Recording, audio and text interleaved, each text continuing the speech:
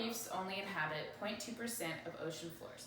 However, the reefs are regarded as one of the most beautiful sites on the planet, according to John Wyer from NASA's Earth Observatory. Despite how solid coral reefs look, they're actually quite brittle and frail and really require very pristine water conditions to flourish. However, due to human disruption, such as pollution, the coral reef population has declined 27% over the last 50 years and is projected to continue to decline. The issue of pollution negatively affects every part of the natural world, and while this might not seem to affect you directly, if our forests and oceans are completely destroyed by pollution, then the structure of life will fall apart altogether. I'm credible to talk about this because I've done lots of research on the topic and consider myself knowledgeable about it. Pollution is killing our ocean's coral reef, which poses a huge problem because almost 1 million species of fish, invertebrates, and algae rely on the coral reefs for food, shelter, and breeding. This will then have a ripple effect across all the other species in the ocean that rely on the things that rely on the coral. So first I'm going to talk about just kind of what coral is and why it's important. And then I'm going to talk about pollution and how it affects coral. And then lastly, what we can all do to help stop it. So coral is made up of colonial marine invertebrates that basically attach together to form the coral plant or organism. So it is a living creature, not a plant like a lot of people think. According to Rachel Ross, coral lives in warm, clear, shallow water where there's plenty of sunlight for the algae to grow that the coral eats. Ross also says that even though coral reefs only cover about 110,000 square miles of the ocean floor, they are one of the most diverse and productive ecosystems on Earth. So lots and lots of things rely on the coral reefs. About 25% of all marine life relies on coral reefs, as a matter of fact. And then the larger organisms rely on the organisms that rely on the coral reef, and then the even larger organisms rely on the organisms that rely on the ones that rely on the coral reef. So it's a whole big ripple effect. So now that we know how important coral reef is and kind of its part in the ocean, we'll talk about how pollution affects the coral reef. So as we've previously discussed, coral reefs require pristine water conditions. So they need it really clean and lots of sun and food and things like that. However, due to fertilizers, pesticides, oils, gas, sewage, and things like that that are being disposed of improperly, they're leaking into the ocean, and that's causing the coral reefs to die.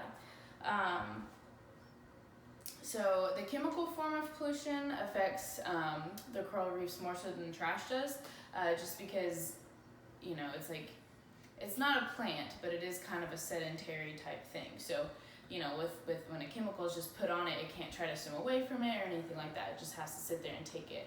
However, trash, like just garbage in general, does affect it as well.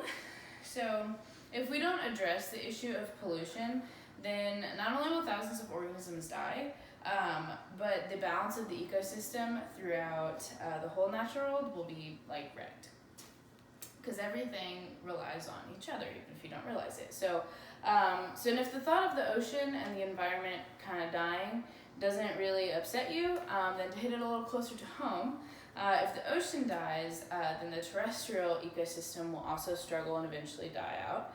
And whether you think that might not affect you because maybe you don't go outside or maybe you hate animals or whatever the case may be, technology has come a long way. However, we haven't developed a way for people to simply breathe without oxygen, and our oxygen comes from the world. So if everything in the world is just falling apart and the environment just completely goes kaput, then people will too, because whether you realize it or not, we are part of the environment.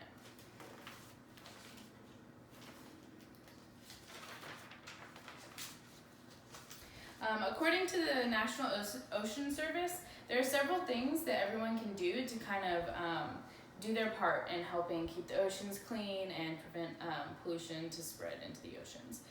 So just simply being conscious about how you're disposing of things, especially things like pesticides, fertilizers, again, chemical kind of things. Just being really conscious of how you dispose of them. Don't just dump them in the storm drain or things like that. And then, of course, if you have any questions, there are tons of resources on the internet. To name a few, you can go to the National Ocean Service website or NASA Earth Observatory website. So there's that. And according to National Geographic, since this issue, it has been spiraling out of control. However, since people are now kind of seeing, oh, this is an issue, there is lots of awareness about it, and people are now starting to take steps to do it. So there hasn't really been a ton of, progress made in cleaning the ocean and things like that. However, if people, again, just be conscious about how they're disposing of things and things like that, and since everyone is kind of pretty aware of these issues, then we hopefully should see lots of progress in restoring the ocean. So, and then on that, while, you and I might not be around to see the oceans and things like that restored to their full, natural glory, it's not hard to imagine what they would look like. So you can close your eyes and just imagine how, just imagine beautiful blue water that's just crashing onto clean white sand, and then just the smell of the salty ocean just filling your nose.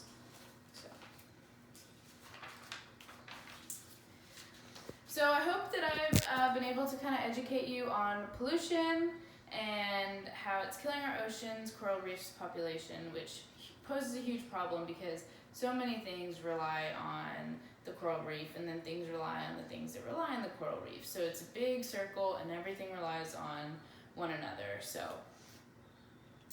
let's see, now that everyone knows what coral is, why it's important, how pollution is hurting it, and what we can do to help, again, I hope everyone just kind of realizes how important this issue is. So as we come to the end, I strongly urge everyone to do their part in keeping our oceans clean so that the coral reefs and all of the organisms that rely on them can continue to thrive. And then, just remember that all it takes is just being a little conscious about where you're disposing of things or how you're disposing of things. And yeah, thank you.